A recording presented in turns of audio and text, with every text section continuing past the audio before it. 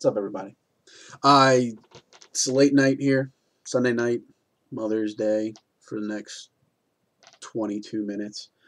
And I wanted to give a quick update to our Thor review because after the review that we did, here, let me get these off because I don't like glare. I don't like glare at all. Uh, the After the review that we did, that's posted online right now as we speak. Uh, we saw it again. At least me, Howard, and some other people saw it again in IMAX 3D, mainly just to go with some people that couldn't go with us on midnight. And so I figured I would do a quick follow up for everybody now that we've seen IMAX and 3D. And IMAX, I always enjoy seeing movies like this in IMAX because I love the IMAX theater. I love the feel of it. I love the huge screen. I love the surrounding atmosphere. But the 3D of this film, if you haven't read any other reviews regarding it or seen anything, maybe if you follow any reviewers on Twitter, um, the 3D is awful for this movie. It's terrible. Um, I sat through that entire movie, and right now I really can't tell you I what was 3D, or I could actually maybe count the scenes on one finger or on one hand, and probably not even get to my thumb.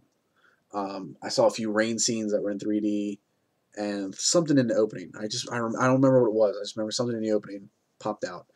But you can really tell that this movie was converted in 3D and not filmed in 3D. And if you ever heard that before and never understood like how could there be a difference, um, let me try to explain this as briefly and as clearly as I can. When you're filming in 3D, not only are you using the special cameras that are enhancing the picture for added depth and everything, you're also arranging your cast and the scene itself for depth perception. So that when you watch it in 3D and the certain things that are supposed to pop out are popping out, it feels like um, the actual depth as if you were there in person. The best example I can give is multiple people in a vehicle. In 3D, if it's properly filmed in 3D, or if it's even sometimes it's properly converted, because sometimes conversion can be okay, um, it will pop out the people in the front seat, driver and passenger, and the people in the back will look like they are further back. Um, there's a scene in Thor where they use 3D this is the only one I remember specifically because it stood out and looked so awful.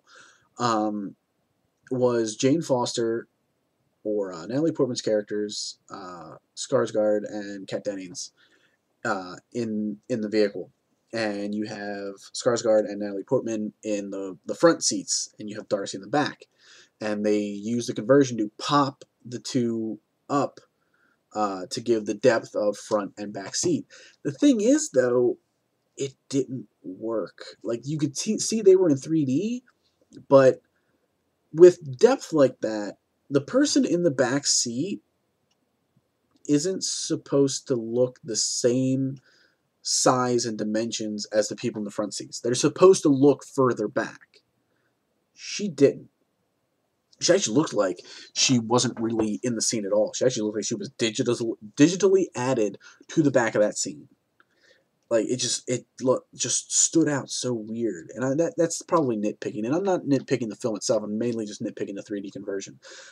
It's mainly proving that films like this don't need to be in 3D. Like they didn't film anything for 3D. I mean, if you know that you can't film it with a 3D camera, um, at least plan scenes out so that when you convert it to 3D, it's converted very easily. They didn't do that, which it kind of makes it a waste of money. So I just wanted to give that feeling. I mean, I know probably pretty much everybody, or at least 90% of the people watching these, reading these, listening to these, has probably already seen the movie. I mean, it made $66 million this opening weekend.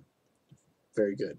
Not Fast 5 good, which I'm not worried about it, but you know, Thor's had a good weekend. $66 million US, $250 million worldwide already. Monstrous. Film's a huge hit, which I'm glad to see because after watching it a second time, it really reaffirmed my opinion that I really like that film.